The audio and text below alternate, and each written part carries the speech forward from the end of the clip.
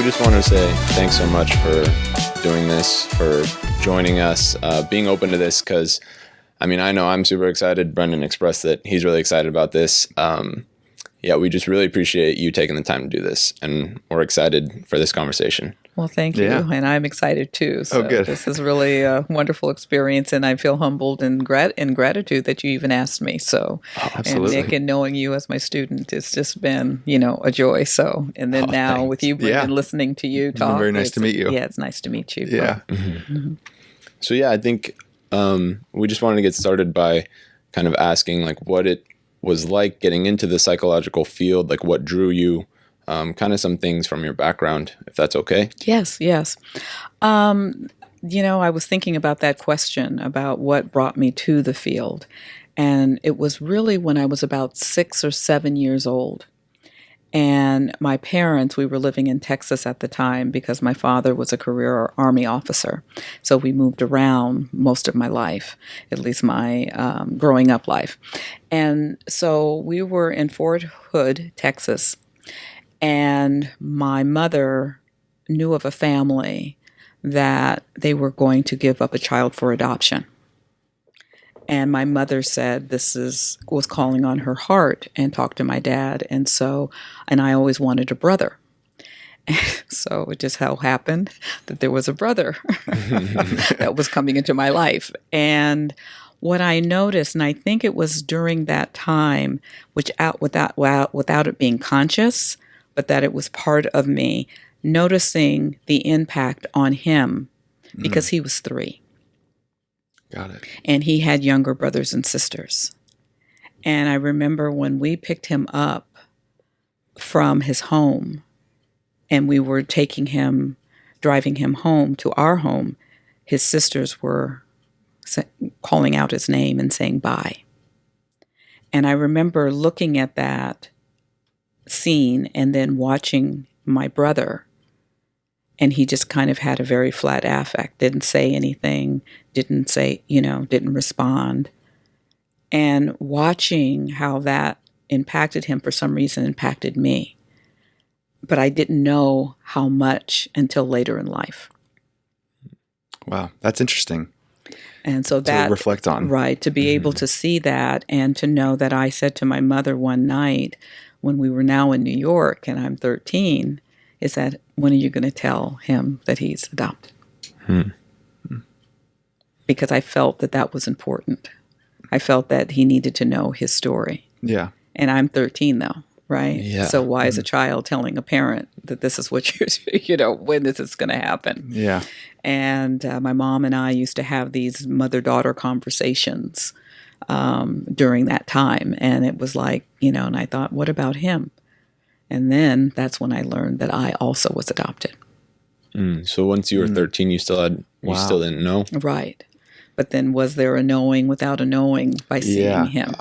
And maybe, like your compassion for his situation in a lot of ways maybe pushed your parents, and I don't know, you can tell me, but pushed your parents to like have that conversation with you as well, because they saw how bad you wanted your brother to have that. Right. So they thought, well, she would need that too. She would want that for herself. Right. Yeah. And so it was just something that I think that from that point of when I was 6 or 7, when I saw my brother come into our family, it was that I saw the positives of it because my brother wasn't speaking at the time. And both my mother and my father had such compassion that no matter how he was, they accepted him no matter how he was, that he didn't have to speak. They tried different things, but they felt like one day he will. And then he does. And then he did. Yeah. I just talked to him yesterday, so very talkative, so again, it was about seeing the positives of what can happen with a family as well. And so for me, even learning, I didn't think that it was a negative, even when I learned about it. And so that was kind of an interesting thing because I saw what they did and just felt like, oh, okay, that makes sense. Yeah, such a positive introduction. A positive introduction. Sounds like a lot of patience too. Right, which was, again, when I look at that, I think, okay, because when the work that I've done in adoption and foster care is that that's not necessarily always the story of when the learning and hearing, especially when you're older. So it's something that, I just look at that was, again, the gift of my parents about how they treated him, that for some reason I felt that it was okay and that there was true love there. Yeah, witnessing that is pretty powerful, it sounds like. Yeah, and that you think that's what really drew you to this work? I think so, because what I found is that when I saw pain, it was like I always wanted to be there to kind of show people that, yes, you have it, but there's a way to kind of move through it. And so I was working with children. So children was really my passion, because I felt that children was their, how they felt was not always viewed positively by parents. Is that children have a thinking and a feeling, and sometimes the parents are not always seeing what the child needs. Yeah. And so I saw that as well. So I felt like that was important. And then to work, because I was a candy striper. I did, I created a program for dental care for kids and preschool. And I did all that in my high school. I did a lot with children in very creative ways. Part of the marathons, different things to help kids in Central Park. And so there was a lot that I was doing that just kind of said children are my passion.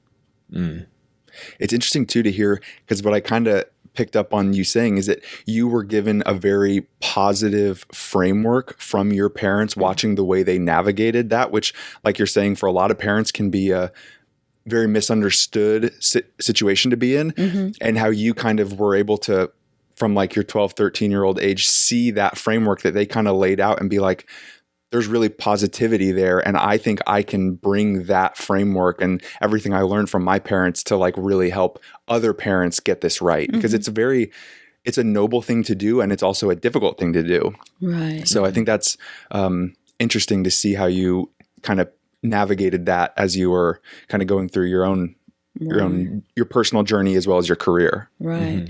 And then I also saw that for the child, that there are issues of loss, grief, abandonment, rejection, and confusion about why that happened.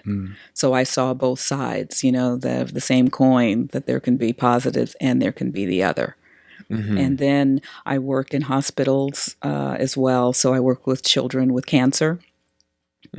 And so when I did that with bone marrow transplants, and again, it was something that kind of drew me to the field of children. Again, they're having challenges, but they're still children no matter what they're going through. And so the cancer word, and then the child who has it. And so that was what I did as a child life specialist. And so I did that for about 10 years. And as I was doing that, it was that I would have conversations with the professionals saying, "Are you a psychologist? Are you a therapist?" No. And it's like it kept coming to me that no matter what, when I was working with my families, it was like that was kind of, again, I was getting it back from my families, getting it from the professionals that I worked with on the multidisciplinary teams. And so it was like, okay, I need to do this. And so that's what kind of led me into the field of psychology. Yeah. Was there a lack of respect almost, since you didn't have that title at that time? Yes and no. But they kept putting me, I was put in one of their trainings, and they put me in the role as the physician. That they chose me out of all the physicians that were at UCLA to play the physician with difficult patients. Okay. Yeah. So I thought that was kind of interesting. So I said, I'm not going to be a physician, but let me try to do the psychology piece. So it was in some ways, yes, the not being respected, but then the other piece was, okay, but we want to put you in this role. So is this the child specialist role? Was that something you did in your 20s? Yes. And you did that for 10 years? Yes. Right. What was that like? And so what it was like was that I was able to create, I enjoyed it. I really did. It's just like I can see some of my patients that I worked with who was experiencing bone marrow transplants. And I found it rewarding and I found it sad, but I found it also rewarding because when you can see a child who's going through something very difficult, but they still want to play, they still want to laugh. It was like you could see that. And that was always something that drew me, that no matter out of suffering, there can be something positive out of it. And so I got a lot of joy. But the thing that I found that was very challenging for me was watching in the outpatient when they were getting these invasive procedures like lumbar punctures, and they were being held down because they were very painful. And so I said, there has to be another way. So what I did, even at the clinic, which is still going on now, is I did relaxation techniques and preparing them for those difficult procedures. And so it was kind of getting a child to come in within a couple of minutes and saying, okay, what's your interest? Okay, what do you find that makes you feel good, happy? One little boy that I worked with, and I'm looking at your picture here, baseball. He loved playing baseball. And so I had him talk about imagining what it's like to be on a mound, throwing the ball, or where are you on the baseball environment, on the field. On the field, thank you. Okay, I'm looking at it there, but on the field. And so on the field, and he was picking up the bat. He could see the ball. I had him imagine what it would be for the ball to come. What did the day look like? The sun, all of that, the grass. How do you feel? And then during that time, I was showing him which parts of the procedure that were like feeling cold versus pain, and trying to show him those, having him feel it on his hands as he's talking. And so what we did was, okay, so I said, this is the story we're going to tell. So when you are in the room, I'm going to be looking at you and I'm going to be telling you this story, repeating this story. And I did this one time with this young boy. And when he had the bone marrow aspirate, it was like he was so connected. It was that when the bone marrow aspirate went in, the doctor jumped because he didn't jump. Wow.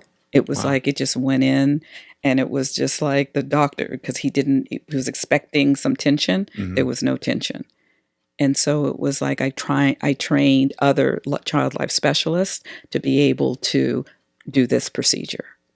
And so it's like, sometimes you say you have to have a long time to do things, to get people in. But if you can connect to them in the heart, there's something that they can then trust. And that's what I saw. And so that was kind of what I got out of that experience. Yeah. So you didn't have too much formal training, and this was something that you really just started yourself and started implementing yourself. That's amazing. Because it's hard to get kids to really focus on, especially like meditative techniques and relaxation techniques. And it is definitely an art. That is incredible that you just took that initiative and started to do something like that, and it produced so much change. And then it was something that with other kids too, and with the professionals, to see that I was saying it was a win-win for everybody. Because I could see the kids going in happy, and then everybody, the parents being wiped out, the physician, the nurse, the oncology, nurse team and doctors, they were all just tired. And I said, there's another way. And so I said, I do need to get my doctorate. Wow. Yeah, that's cool too. Because, in a lot of ways too, I think it was probably, if I'm imagining, not easy to get to the point where you were able to be the one in the room doing that. Oh, right. I mean, that to have without your doctorate at that point, to have the trust of the staff to be in there, that speaks volumes to what you were capable of, and kind of that intuitive nature you had, just of, like Nick was saying, like you figured out how to help these kids through that scenario for the first time themselves. That's pretty cool. Yeah. Yeah. And I think there's really something to, like, everybody's got that inner child. Like, working with kids, you got to get them to laugh. You got to get them to have fun. And then even with teens, adults. Absolutely. Like, get them to laugh. They want to laugh, Absolutely. you know. Absolutely. There's something that they want to talk about that is fun. They don't want to Right. talk about hard stuff all the time. Right. Because I feel like they know what the hard stuff is. And everybody wants to talk about the hard stuff. And we have to talk about the hard stuff. But before we get to the hard stuff, let's find something that you enjoy. Because that's something that can be an intervention just by having that conversation. Yeah. So from there, that's when you started to try to get your doctorate? Yeah, that's when I decided. I looked at different programs. I looked at, say, do I want to be a psychologist? Do I want to be a social worker? Do I want to be an LMFT? You know, what is it? And I went to lots of different open houses to kind of see which one. I did. Social worker wasn't for me. It just wasn't. And then they said, well, you could do an MFT. And I said, well, then that just leaves a doctorate. If I'm going to go, why not go all the way? Yep. And so that's kind of how I made the decision. And then I decided what type of program did I want to go into? Did I want to go to a traditional school, get a PhD, or did I want to get a PsyD? And so what I decided was I wanted an applied, program. And I looked at CSPP, California School of Professional Psychology. And so I went to their orientation, and here I am. Or there I was. There I went. Got that. And then because of my life story, I also didn't want to be that traditional psychologist either in training. And when I say traditional, it's like you go through just general psychologist.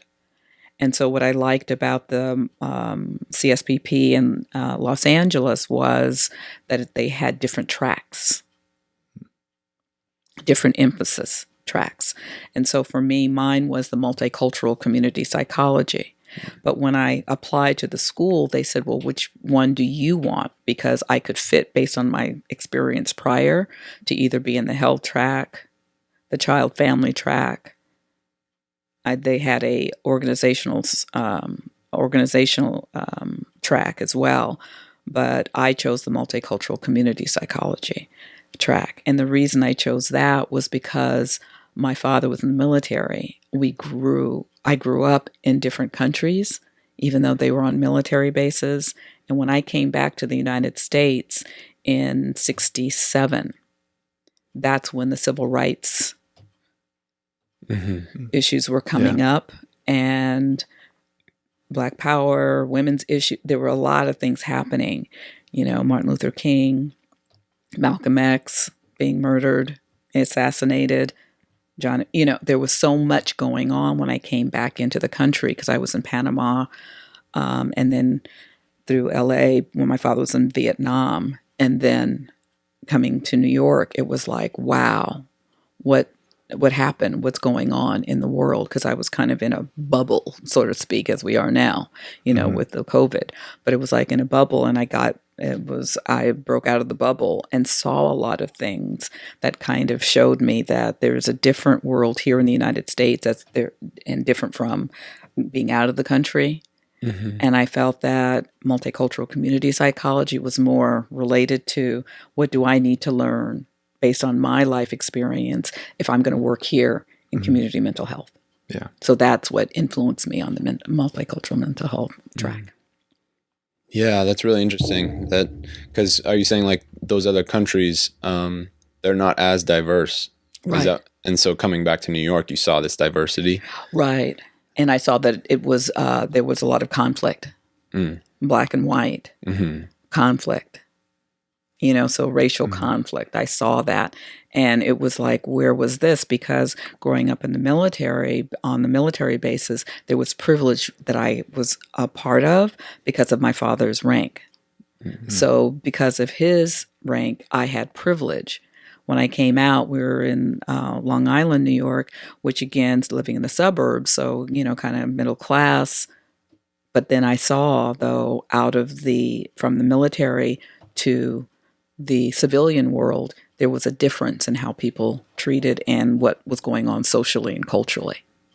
Because on the military bases, there's a caste system in that sense, rank, different ranks. And so you live over here, you live over there. There's different, everything is on the base. So there's a culture there. There's a culture outside the civilian world. There's a culture. And then it was all this kind of racial strife going on. And so that was kind of like, whoa, and trying to navigate that. Yeah. Yeah, that is a stark difference, it sounds like. And it's interesting to really transfer from one of like that system to a different system and see these drastic differences. Right. When you were in that phase going through school at that time, what did you think you were going to do when you got out of school? Being that how the time influenced you, how your education was influencing you, what were your plans at that point? I think then it was still children. Okay. So child development, do something with children, either. But I did not want to be a teacher. And we're here. Yeah. Welcome. Right. And so I didn't want to work in a school, elementary. I felt like that wasn't going to do it, if I wanted to work with children. So I said, I'll be a professor working with adults. That's different, giving back. And I think like that's how I got to JFK, because that was interesting how I got to JFK too, because I moved up to the Bay Area in 2006, I think was 2006. And I was working at Children's Hospital as a staff psychologist. I was working at an adoption agency, foster care agency, as a supervisor for high-risk youth. And one of my supervisees, she was a student at JFK. I didn't know JFK, never heard of JFK. And I said, boy, she does a great job, in being able to understand how to work with clients. I said, where did you go to school? And so she said, JFK. I said, oh, okay. And then when I was working at the foster care agency, a colleague of mine told me that there was an opening at JFK as a professor. I said, oh, I did some teaching down at Antioch when I was, doing as a staff psychologist at UCLA, because I went back to UCLA after I got my doctorate. It's cool to hear about like how these different experiences just kind of lead into something else, and you don't really anticipate it. Right. And so sometimes I think with life, you have to be open to, to those experiences. And sometimes you don't see it. But because as I'm talking about it, I recognize that, there were a lot of twists and turns, but they all led to where I am today. And so there are no accidents in that respect. Yeah. So you saw that this position was open at JFK, and right. And so that position was open at JFK, and so I applied, and it was in the MFT program. Okay, at JFK, and because I didn't know about the PsyD program, but this. It's just one after another. Things are hitting you. Right. I didn't know about the PsyD program. And they didn't have an opening at that time either. So it was like, so the MFT program. And they also had a lot of diversity around that. So it kind of fit my image not my image, but my passion, about looking at everyone as opposed to, one group. And because I really feel like we're all human, and how do we connect and find the connections between us as opposed to always looking at the differences. And we have to recognize the differences, but see the beauty of that as we are seeing the sameness. It's about both and. So as Nick knows, I always talk about, both and. It's not just one or the other. And that's where that comes from. And so I applied. I got the job. And there I was. And I did that for about, how many years did I do that before I ended up in the PsyD program? Because somehow I connected with people in the PsyD program while I was teaching. And so they wanted me to teach a class as an adjunct. And that's where I met your sister. Oh, that's right. Right. She was my first or my second class that I taught psychodynamic theory. Wow. Oh, wow. And so it was something that so I was having my toe in the PsyD as well as over here in the MFT. And then I became chair of the MFT for 3 years. And then there were Doug Haldeman, my chair, Dr. Douglas Haldeman, wanted me to come into the PsyD program. So ever since he became chair, he wanted me to come to the PsyD program. So it was like, well, but I'm over here. And so, but our offices were 3 or 4 offices down. So it was like, there was this communication and there was that connection. And then about, 3 years ago, I became core in the PsyD program. He stole you. Yeah, he stole me away. He stole me away. But it was perfect landing. And so I said, I just said I came home. So I came home. And so the PsyD, and here I am.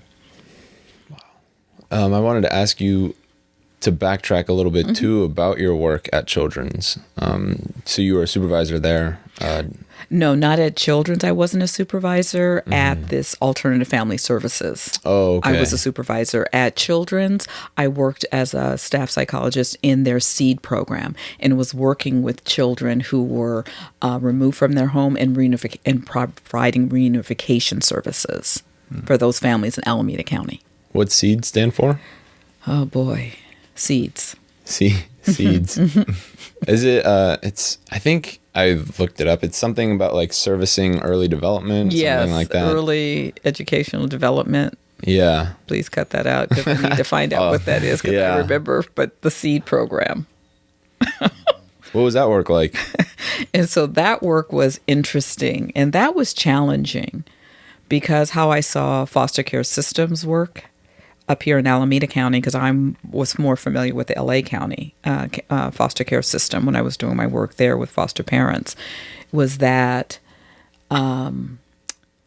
parents who didn't understand our system because of their culture, sometimes their kids were taken away without them really understanding our system and then trying to support them in getting their kids back.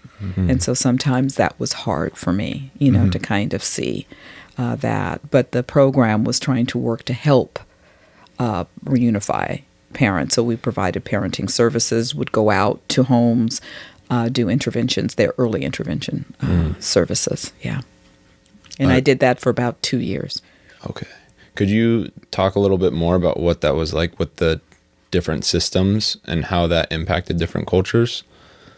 Yeah, so it's like there was a Middle Eastern family, and they were the child was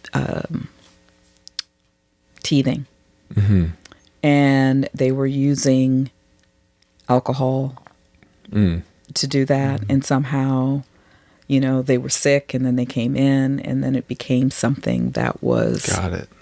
Yeah. And then they didn't know. And yet, mandated reporters, you just have to do, so that's where the complexities, so sometimes diverse families, if they're coming in and they're doing different things with their children, but also abuse could occur, and then we don't sanction that.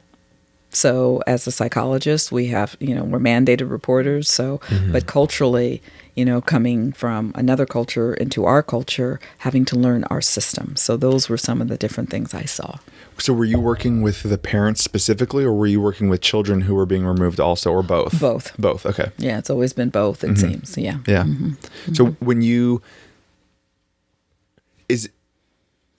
you find that in a situation like that where culturally what is feeling like a norm to a family, and then whoever it is, powers that be in that scenario, are separating the family for some reason, do you feel like there's resentment towards the family in some way? Like, is that damaging to a family, or is it more like resentments building towards like the government that did that?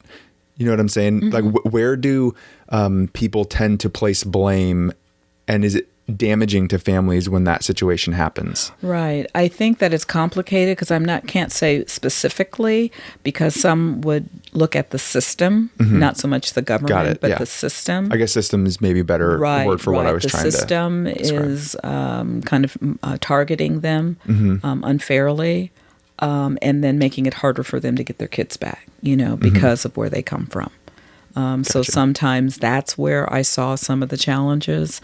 And then I found that for the program at Children's, we as the practitioners going out, we were trying our best to bring the kids and connect the kids back. But we had to work with social services, the courts. Right. So many pieces. And then you see children going into multiple placements. And so for me, that was something about how I got this job because of what I was doing down in LA, at UCLA, working with the foster care program. I mean, the foster adopt program. UCLA ties for adoption. Yeah, and I think about like how it's so complex just for us to navigate these systems. Like to be a child, kind of just getting placed at these different spots, not knowing what's going on. Like that insecurity and lack of safety is, right. I think that's kind of what can really be damaging. Right. Yeah. What are your thoughts about that? Yeah, it's that the children, because of what I was saying earlier on, is that children see what's happening. They don't have the language for it, but they don't have a say in it either. And so when you don't have a say about where you live, even if it doesn't feel the best, is that you go to someplace else, how the treatment of that child, the loss of that parent, and how they are taken sometimes from that parent is just kind of ripped from at school. They might be picked up from school, taken someplace else, don't get to say goodbye, lost their toys, lost all of their family, their friends, different communities. Yeah. So it's like, so what does the child do? And we wonder why children have behavior issues.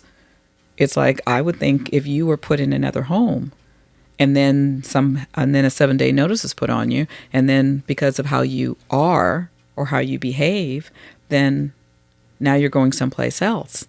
Now you're with other kids. Okay, so now you have to learn how to navigate that system.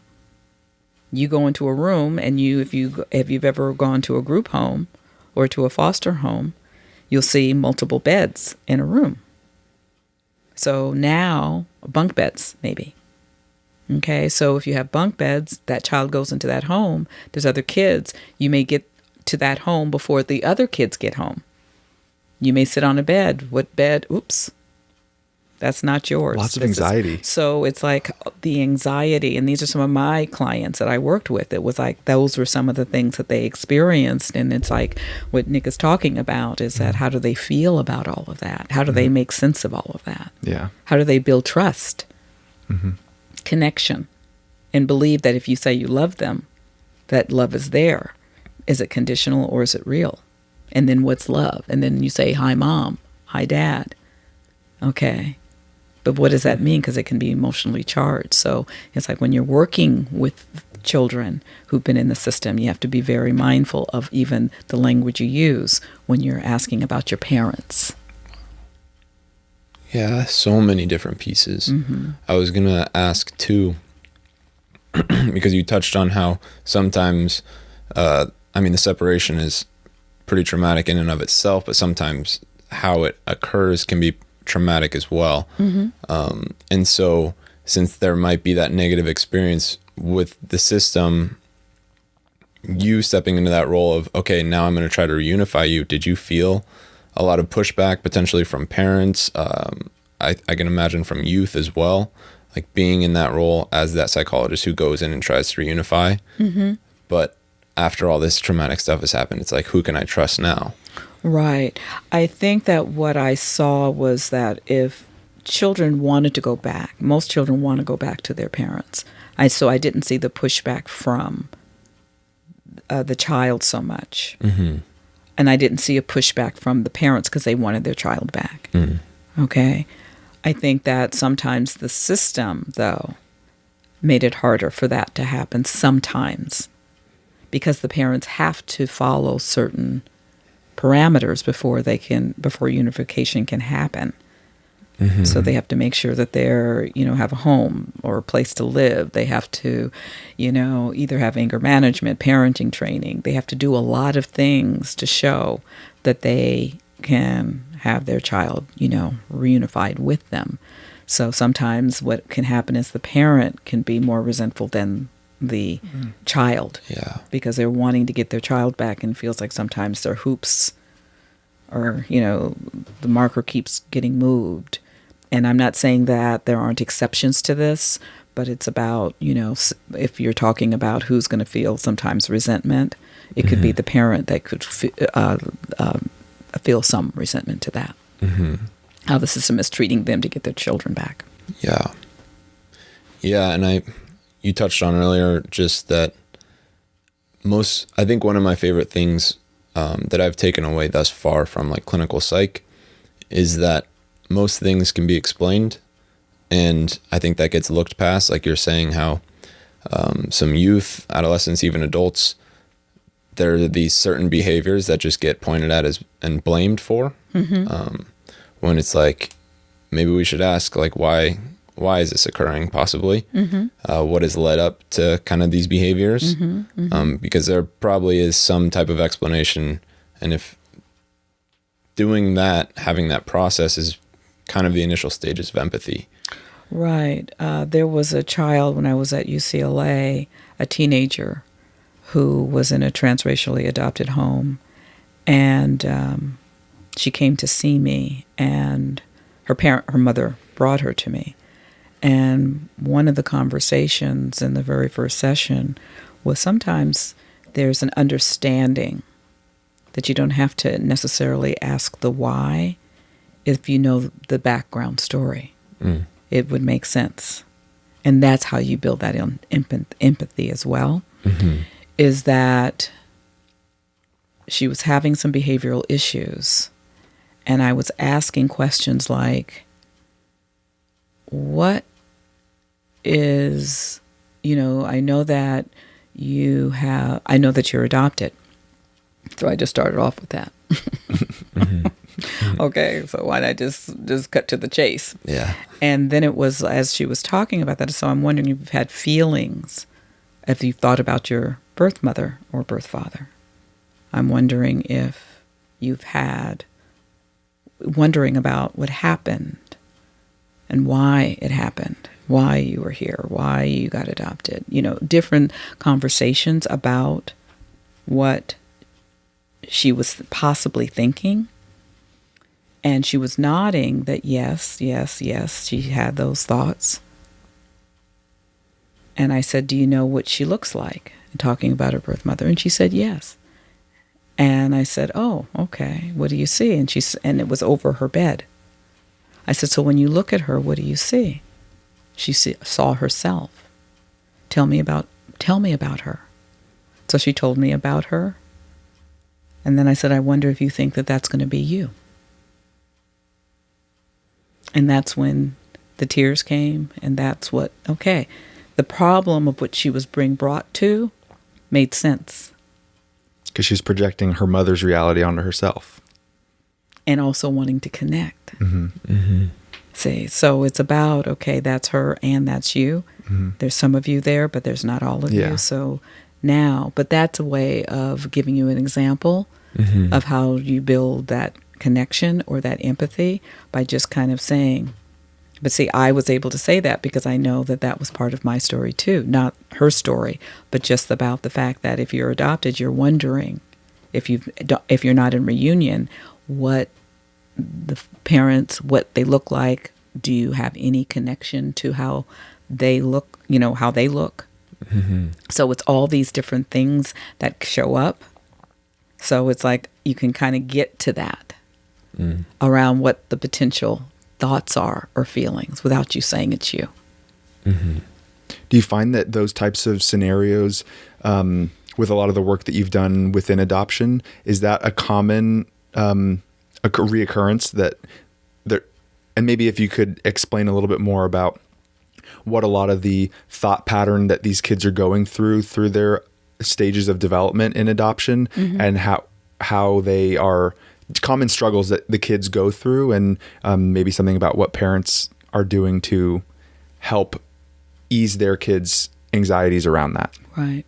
Is that it's a lifelong issue, adoption. So that just number one is that there's always going to be something, even if it's just a little tinge.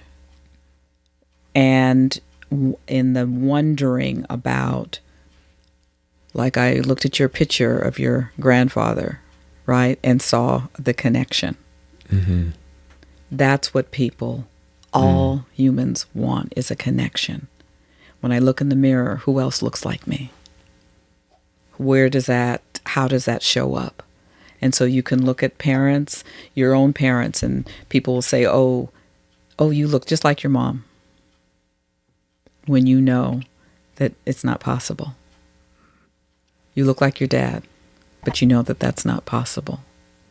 And so it's about the fact that developmentally, it doesn't happen all the time, but at different times, like teenage years. If it's same race, it can go under the radar for a while, even though you don't look like each other. Okay, it doesn't matter. Okay, so you go under the radar, but if it's transracial, it's right in your face all the time. That it's a reminder that I have a parent, I have a mother, I have a father, and I don't know what they look like, and do I have brothers and sisters? So there's a wondering, but there's usually wondering about the mother and the father first. And so it's like you have to always understand that birthdays could be challenging, because birthdays remind the child of their birth, and it's not always happy. So what I would do is tell parents, and when I did my parenting strategies, is notice your child. That if your child is kind of withdrawing on those days, unhappy days, because sometimes they feel too guilty for having those happy feelings. So letting them understand that this is kind of normal and let it pass, but also, check in. I notice that this may be too much. Do you want to just be left alone, or do you want to, talk about it? And then respect that, whatever the answer is. And then if they say that they don't want to talk about it, then let them say, you know what, it's okay, but I see you. And then I'm available. So it's, again, recognizing, validating, and then saying you're going to be available to them.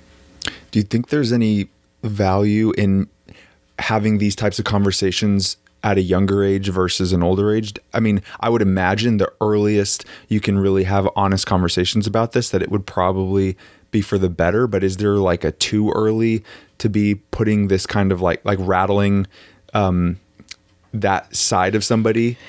And I'm glad you asked that question, because it's really about developmentally appropriate conversation. And then if a child asks you questions, are you really understanding what they're asking? Don't giving them too much because of what you think that they're asking. Right. So let them say a little bit more. So where's my mom? Or tell me my mom's story. That's usually also kind of loaded. It's like, what's the story? And so there's usually an adoption story. So if you ask an adoptee, what's your adoption story? There's always a story. You always get told a story about who they were. So what's that story? So what's the story that you have in your mind of what you're going to tell your child? And you want to be truthful, but you don't want to be disrespectful. Because that child is looking at what you're saying about that person, because that's also a part of them. So how do you, and they may not be able to be conscious of that, but somewhere that will be in their mind because they are listening to what you're saying. So like you said earlier, they may not have all of the words yet to describe what they're feeling. Like you were saying about the kids when they're separated from their families, they may not be able to articulate what it is they're feeling or what they're looking for. And I think in a lot of cases that's a child problem, right? Is like we're still trying to learn about our surrounding and what we're feeling. And so when a child comes up to a parent in that context, really in any context, when a child's coming up to a parent, listening and really trying to ask more questions like, how can I help you get the answer that you're seeking in this moment is probably really important for all parents to know, to be aware of. I think so. Yeah. I think so. Because I think it is something that is important. And that's when I was doing my parent strategies for prospective adoptive parents. And these parents were adopting from LA County. And many of the children were in multiple placements. And that's another layer. Okay, so there's all these nuances to this particular population is that with multiple placements, and then you're saying that you're going to put them in a home with an adoptive parent or parents, is that now you're severing the ties with any possibility, relinquishing the parental rights from their biological parents. Okay? And then the foster adopt parents who may not have had any children are now taking a child who is 8, 9, 10. I'm going to even say 4, 5, 6, who have had multiple placements, being 4, 5, 6, 7, 8, 9, 10 placements before they're finding their foster adopt home. Wow. How do you go about beginning to prepare a parent to be, I don't know, to like put all of their preconceived notions aside and just be ready to listen? Because I feel like that's where people putting their own expectations out onto what this situation is going to be, what they're going to go through, they're going to be wrong, right? So how do you start preparing parents for that? And that was my parent strategies training. And so what I did was I called it CPR, consistency, predictability, and reliability. Consistency, predictability, and reliability. I called it CPR because it was an aid to help those parents because it was about preconceived and expectations. Expectations. You're so excited to have the children. You're so excited to start your family, grow your family, and then you have a child who's had different parents, different structures. So now you're going to have to help them see your structure and feel that now you're mom and now you're dad, or dad and dad, or mom and mom. Yeah. Okay. And inevitably, I would talk about if a child has been in 10 placements, you're going to have a number of years, almost 10, before they're really going to feel like this is it. And you say 10 years? Yeah. Because there's 10 years of the first 10 years of their life, they were moving constantly. And so it doesn't mean that it's going to be as intense, but what it's going to be, that there's still going to be some times, maybe around anniversaries, around the placement, that they're going to start maybe acting out, trying to test, not consciously, but kind of testing to see if this is really real. There'll be times that they will test. And it's not that, and it's like, why wouldn't they? Yeah. Because they've been told that this was forever or this is going to be permanent. And sometimes it hasn't been. And so for that, I teach the parents, it's like you have to kind of understand it from the child's perspective. If they're not calling you mom the first day, actually that's a strength. Let them. Is that because in some way, if they were just like jumping right into mom, it's probably not genuine, right? So they're doing it because they feel obligated to put a title on it. Well, they also feel like this is a way to connect. Okay, I'm supposed to say that, right? You're going to be happy? Okay, so Right. if I say mom and and I say dad, you're going to be happy. But see, that's a superficial. Right. And initially, that's like the honeymoon. So the foster adopt, honeymoon. There's honeymoon periods. Doesn't mean that for all children, but honeymoon period. So I teach that there's honeymoon. So if they're calling you that, but then a few months later, they start acting out. They don't want to call you that. They don't want to say the same things. They don't want to follow the rules. What do you do then? Because part of it is that they know that if they keep testing, they're probably going to be sent someplace else. So they'd rather do it first before you do it. So the test is, and again, children are resilient. They're trying to protect themselves from another hurt. Mm-hmm.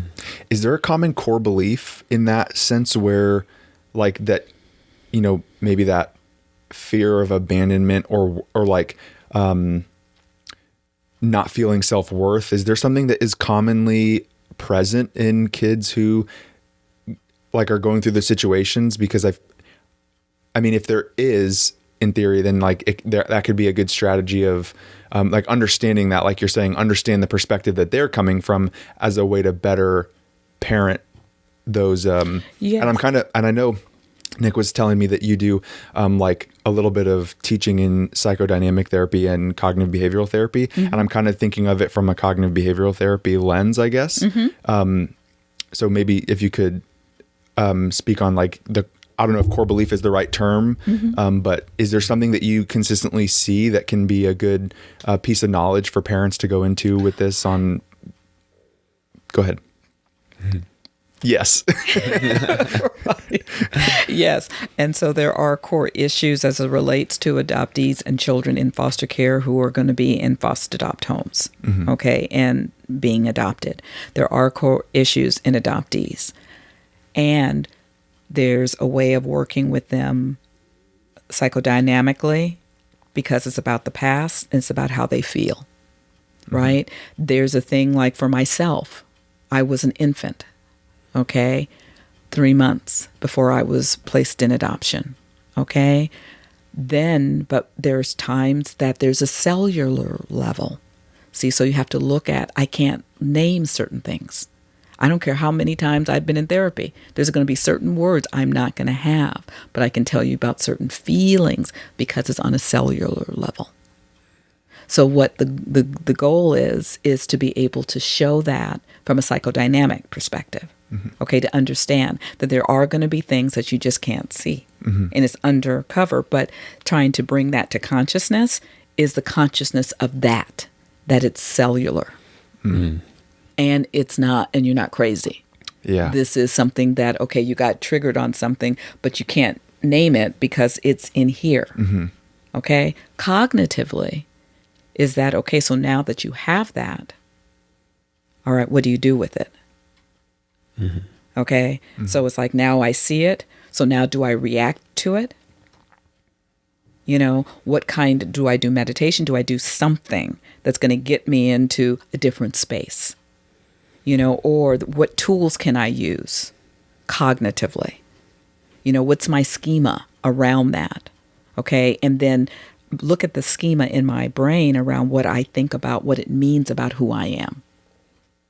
And being able to separate that. But then separating that cognitively and psychodynamically, they're kind of integrated. Yeah. It's hard to tease out completely. Mm-hmm. But I can say thought stopping would be one. It's like when you're starting to have thoughts about I'm not good enough, recognize that that's the thought. It's not real. Mm-hmm. And then be able to, you know, do something else instead.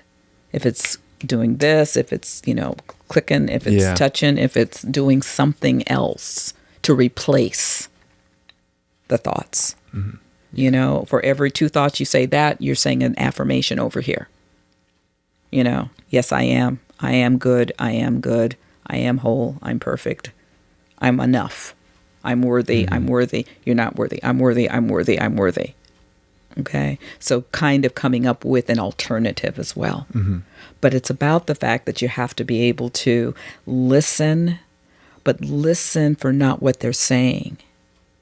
Sometimes there's just a feeling you're getting as you're listening. That's what you want to tap into. Mm. That's what you want to tap into with a child, with an adult, with a teenager.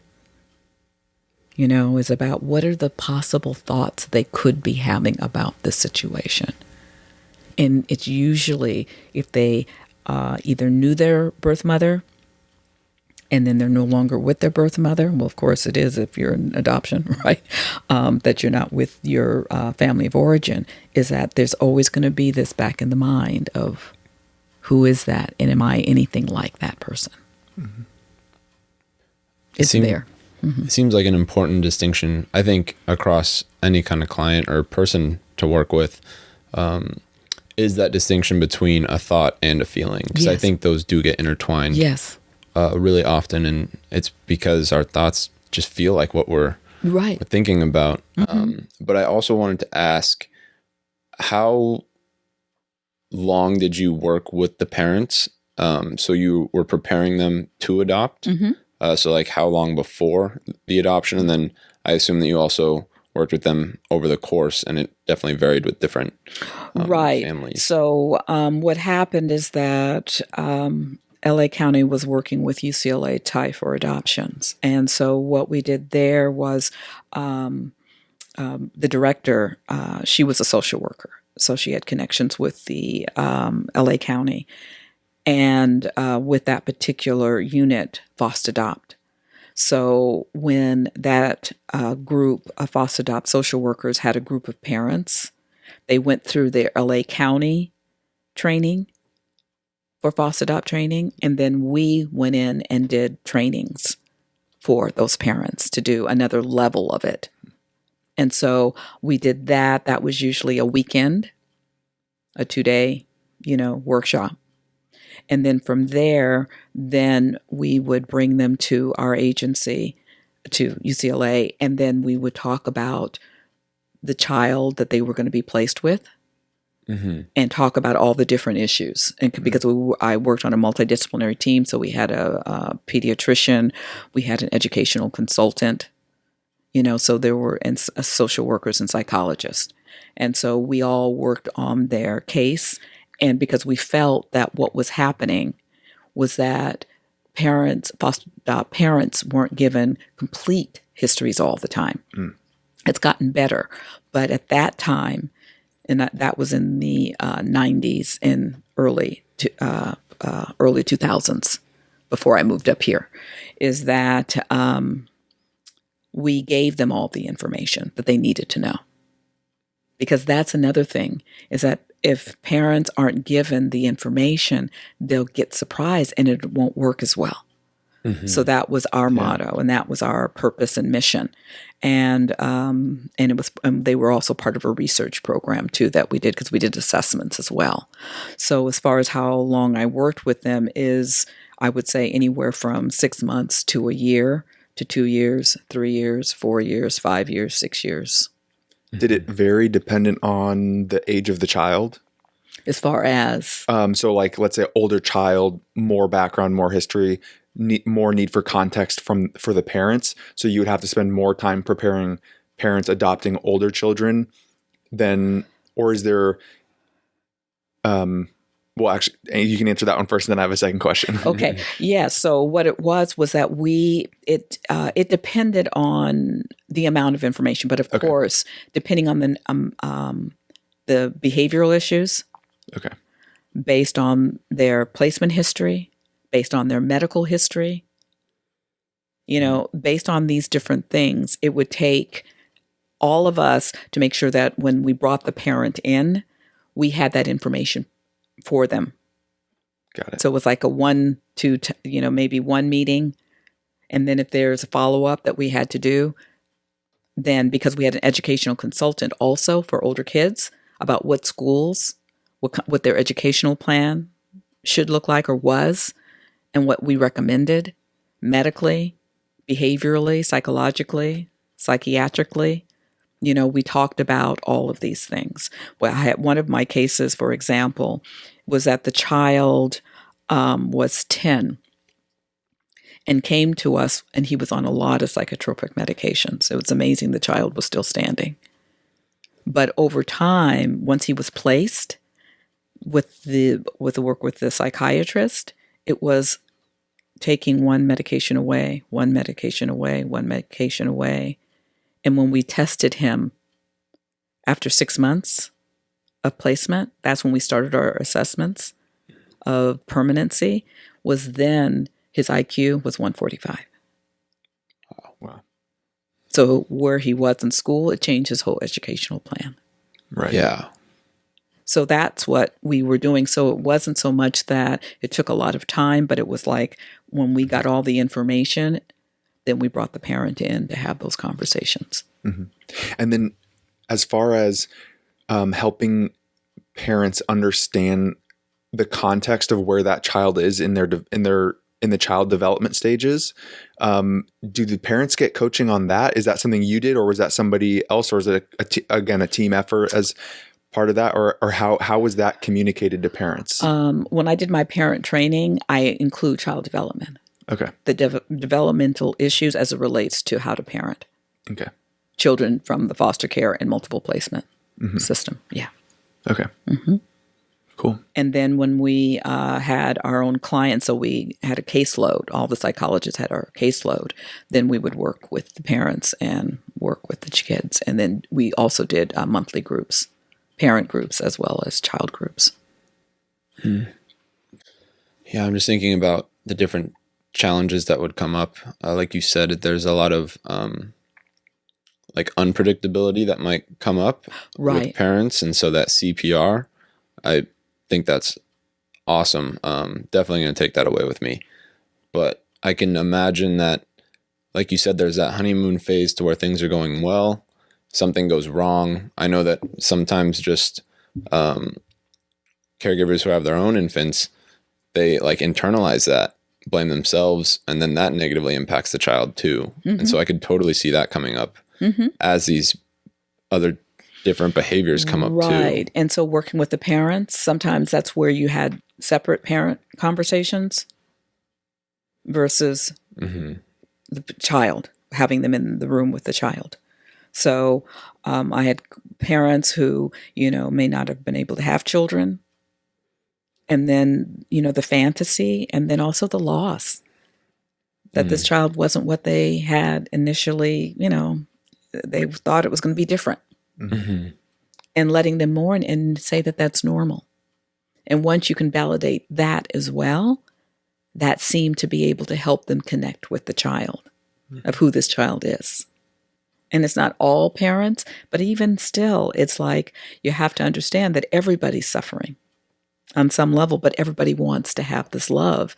Be a parent, a child wants to be parented and loved, cared for, secure. And then it's like when you don't have that, even with children who aren't adopted, they want that, right? Okay, it doesn't always work. They just don't get the attention of social services, right? And so, that's why the word comes up, oh, you must be adopted because you're not like anybody else in the family. You hear those types of things, but it's usually a pejorative. But at the same time, it's like, or I wish I was adopted, but then not really understanding what that would mean or how that would look for that child. I don't know if I answered your question. No, you definitely did. And that predictability was what I did in the training, was that when you say you're going to pick up a child from school or forever, be on time. Would you say that was like really the most important thing, was that consistency? That predictability and that consistency. The predictability that if you said you're going to be there, I can predict that, yes, you're going to be there. Mm-hmm. Okay. And if you're not going to be there, understand that when you get there, you're going to probably feel something. And it may not be immediate. It may be later. The thing of the challenge of foster adopt is that when they're in the foster adopt system, part of what they're doing is they're also seeing their birth parents. Because it's kind of parallel until the adoption is finalized. Or parental rights. Parental rights are terminated and then they can be adopted. So what you have to do too with those parents and understand the pain of that is that they're seeing their birth parent, their birth mother usually, and then they come home to you. What does that set up? Yeah. So you have to tell the parent, because now the child comes home, They don't want to talk to you. They don't want to listen to you. They don't want to do anything. So what do you do in that case? You don't want to start when the child walks in the door to say, it's time to do a chore. Or, how was the visit? Mm-hmm. Okay. Give them time to re-enter into the home. Kind of be patient. Mm-hmm. Understand. They may want to go into their room. Their bed may be messed up and you want them to clean it up. That's not the time. That's not the time. So strike when the iron is cold, not when it's hot. You can do this later, but don't even bring it up because it's going to be a powder keg. Mm-hmm. And I've seen that too many times with my clients. It's like, my goodness, what happened? But again, it's about, okay, helping the parents ahead of time that this is something you're going to see. But sometimes parents just naturally, how is it? What mm-hmm. happened? Yeah. And a lot of times I'm sure they're asking from a place of like, I want to find out. So I'm just going to come in hot, like you're saying, and ask. Mm-hmm, mm-hmm. And sometimes having the perspective of like, I want to know, but they need to process first. Right. And then if they feel comfortable, then they will allow me to know. Right. Rather than thinking like, I'm the parent, I have the right to know, I'm going to go in and ask. Right. And there's another piece too, is that the parent sees the child suffering sometimes. Mm-hmm. Because it makes it harder too. It's like I see my birth mom, but then I see you're my mom. How does a child make sense of that? Mm-hmm. How would you make sense that you have two moms? Mm-hmm. Yeah. It's like at 6, at 9, at 10, at 12, at 13. I mean, it never makes sense. There's no way. Yeah. That you're having to put all these people in your head. But that's where the child, to me, is what we have to help and support. And to be able to unpack that. Mm-hmm. To make a crude comparison, not crude, but not totally comparable. I recently got a dog. It was a puppy, and I love the training philosophy that I adopted was, pun intended, was to train the human to be the better dog owner, not train the dog to be the better. So right. that thought process that I had as I was training my dog was like, what am I doing wrong that I'm not communicating this the right way? Not what is the dog peed in the house. It's like, well, why didn't I set the stage for the dog to pee outside? Yes. Right. So I kind of like that comparison. That is what you're doing. Yeah. Because that's what I was doing, is really trying to help them see the child. Mm-hmm. And there's a book called 20 Things Adopted Kids Wish Their Parents Would Know or Knew. And it's an excellent book for when you're working with the parents and also working with the kids, because it helps the parents say, from this child's perspective, that I may be acting out, but it's not because of you. It's nothing you did. Even if I say that you're not my mom, I know who you are, And so my sadness is not your sadness, but being able to help the parents see that they're individuals and they do have different interests. They may have different interests. They may like what you want them to do, but they may not. But that's because they're that individual. But yes, come from the child's perspective, if you can. The more you can do that, the more. And in transracial adoption, what you have to do is deal with the racial issues, the cultural issues, the loss, international adoption, loss of country, loss of language. In this country, transracial adoption, children, Latinx, being adopted by white families, are they going to continue to let them be bilingual? I've had clients where they spoke Spanish one day, a 7-year-old spoke Spanish 1 month in my group, and then the next group refused to speak Spanish. Okay, because of where the adoption, it wasn't spoken in the home.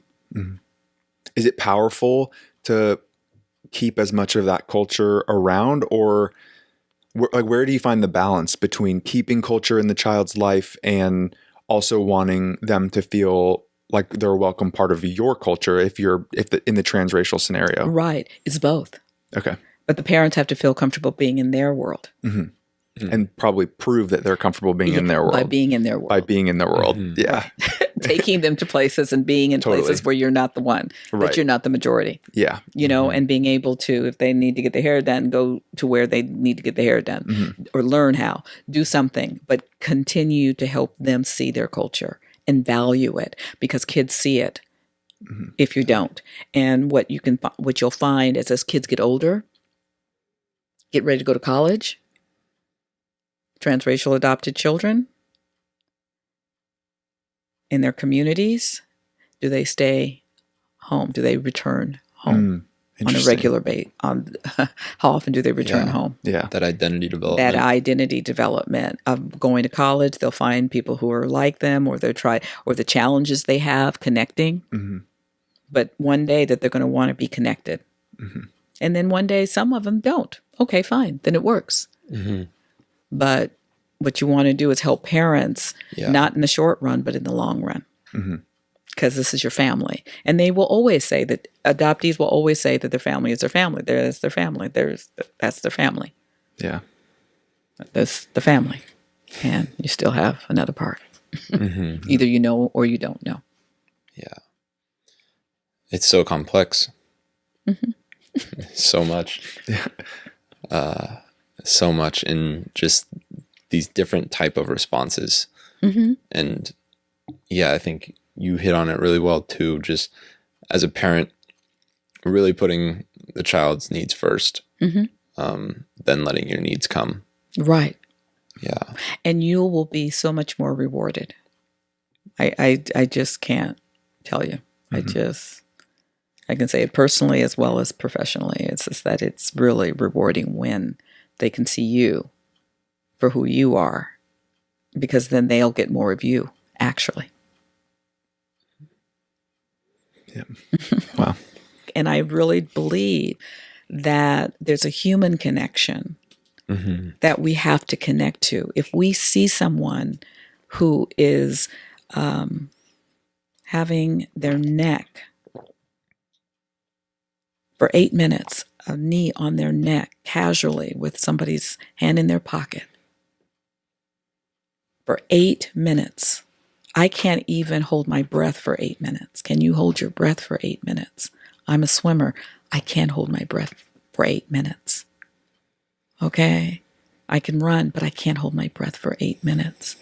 And if any human could not see that or feel that, then there's something that is not working in this country. And that's where we talk about the white supremacy around the patriarchy and that it's in all of us. So it's not like it's in you and not in me. I'm socialized too. And so I have to recognize that, to say, you're not the other, you're a part of me. You're a part of me. I'm a part of you. And the humanness is, you've got to see this to be able to talk about it. Why should it be me talking about it? You saw it too. What did you feel? Not looking at me as, what did you feel? I'm wondering how you thought about it. Well, again, we go back to what do you think I'm feeling about it? Because it's about, what are you feeling about it? Because you're the human too, right? You have eyes, you could see it. What are you thinking? That's what's going to build the connection. That's allyship. Not, oh, I'm for you, but I want to connect with you around, I saw this, and this is really, oh my God. I can talk about the pandemic. I can talk about the change in the program or change in the classes, but then there's a humanness too. That there's a name on a CSPP is no longer CSPP in the purity as it was when I was going. Excuse me. Okay, it's Alliant. I'm still calling it CSPP. Okay, you can say, JFK. You can say whatever you want to say, but it's still the deeper piece around what is it that you're trying to get out of the experience. Is this the best program for you? Then stay in it. If you feel you're getting what you need to get, so you can get out, it's not, when you get out, you'll be able to do what you want to do. But from a cultural perspective, it's like we've got to find a way to address these issues. Otherwise, our democracy is going down the tubes. I really, it's like, vote, do what you need to do. Vote your conscience, because your conscience is what you see, right? What you know. How do I need to grow? So it's like, that's what I'm doing in these groups too, is getting others, because it's not my work, it's your work. I'm doing my work. What work are you doing? See, this is the conversation, because I feel like our students need that. We need the role models to have that conversation. If we say that JFK is around social justice, diversity, show it. In the classroom, I don't care what topic, I don't care what class you're teaching. There should be a time now. How are you dealing with being online? How are you feeling about this? As Nick knows, it's like there was always a space to have at least a conversation. We're going to get to the content, but we got to have a conversation about what's going on in your life, what's happening, what's not working today. Because then if I can get that, then I know we can at least, I'll have the student at least listen for a little bit longer than they did before. Then when they get there. And that's what I'm trying to give. That's what I'm giving to the faculty. With our faculty, which is the larger faculty too, and then with my groups as well. And then I have a Black student support group as well. And that's, again, because of how they're feeling sometimes in the classroom, that their voices are not being seen or validated or, seen, or they get pushed back, and it's hard for them as well. So the fatigue, and then others are feeling it too. So, but it's, again, trying to do different types of groups. And you say, what do I do for self-care? Is I'm walking. I go to the Richmond Marina. I used to do, I did a marathon, but that was a long time ago. But that was when I was in LA, when I was working there. So I did a marathon. I've done 5Ks. I haven't, since the pandemic, I haven't, but I did a couple of 5Ks up here. But I like hiking. I like walking. That's my self-care. And then I have a spiritual practice as well. That every morning, waking up and meditating. And that has gotten me through this COVID thing, because every time, and then also taking myself off of media. Taking myself off of media. And then when I go back, it's really like in the evening, not during the day. So I do self-care that way, is that just because I'm home and I'm teaching that, I could turn on the TV, I don't turn it on. And I don't do social media during the day, except, of course, when my phone does something, but then I can see it and then I can put it away, so that's kind of my self-care in all of this. How do you strategize your meditation, if you don't mind me asking? What do you, so like, are you doing it in a, for the purpose of like setting your intention for the day and like clearing your mind and focusing on the positive stuff that you have going on in your world? Yeah, so I have gratitude, meditation, and journal. Okay. When I wake up, that's how I start, with gratitude. Just for being able to be alive, just being able to breathe, just being able to bodied, see, breathe, all of those things. Yeah. Okay. Having the bed, just kind of that gratitude, for people in my life, just gratitude. Yeah. Get out of bed, then go downstairs. And then what I do there is I do a silent meditation, and that's kind of a clearing and setting intention. So there is a structure, to it. And so that's about 10, 15 minutes. Okay. So it's about a half hour. Then I have my coffee, and then I set my intention for my day. And so it kind of helps me set my intention. Is that something that you've kind of pieced together over like a few months or years, or is it something that like you found the structure that worked for you and you've done it and you've always felt like it's been a benefit? It has been something that I have done probably since I was in my 20s. Okay. Wow. Yeah. Off and on. A lot longer than it's been mainstream to meditate. Yeah. Not so much. Right. Exactly. And so then what I've done now, because of the COVID, I knew that I needed something that was just not about having conversations, but just getting clear and silent and quiet, so I could kind of know what is the next step. Being guided by inner source, and I have that belief system. I have that type of spiritual belief system versus a traditional belief system in that way. I'm thinking back to how you were caring for your brother and what your thoughts are around how you really put his needs, or you really were attuned to what his needs potentially were. Like you wanted to know how you could care for him best, and asking, Mom, like, can we tell him? Like he should probably know. And just how that's really carried over to how you've been a professor for myself and students, is that this piece of really trying to be attuned to who these people are, what they need, before saying we need to do this. Because since this has hit, I've had some classes to where it's like, okay, let's get through this material, and it's like, I'm not ready for this material. But when you have been attuned to what we need, or trying to understand what we need, I've been in such a better space to be ready. And that theme is just so present, like universally. People need to be understood. People need to be knowing of what people need before they can ask something of them. Right.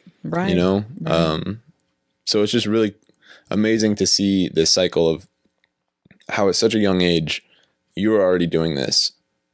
And obviously, like, psychology and training has developed as you've gone through your life, but at the same time, this seems to be something that was just really a part of like who you are. Just very grateful that I've learned a lot from you. It's been awesome. Oh, well, thank you. Thank you. But, thank you. Yeah. Thank you. Yeah. I mean, we've only known each other a short while, and I've already learned a ton too. So, so I don't know how this is, if you feel like this is something that you want to continue at another time about other things, but that's kind of where I am. I have one question if you were to give a message to people who are looking to get into the field of psychology, maybe prospective students who are kind of weighing their options, and they're entering the field given today's context and everything going on, what would you advise on those individuals who are looking at that? Is to really understand, what is it that you want to do with it? What's your purpose? Why psychology?